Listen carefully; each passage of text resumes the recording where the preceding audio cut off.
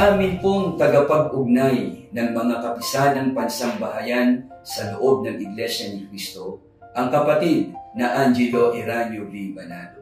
Ang distrito po ng Quezon West ay kaisa ng buong Iglesia sa pagpapasalamat po sa inyo sa pagiging pangunahin at pinakamalakas na katuwang po ng pinakamamahal nating tagapamahalang pangkalahatan, ang kapatid na Eduardo V. Banado, sa pagmamahal at pagmabalasakit sa buong Iglesia.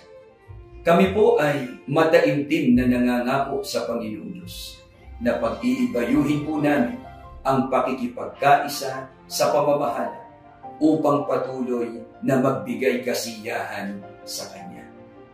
Mula po sa lahat ng sambahayan dito sa aming distrito, kami po ay malugod na bumabati sa inyo. Happy birthday po. We love you so much po.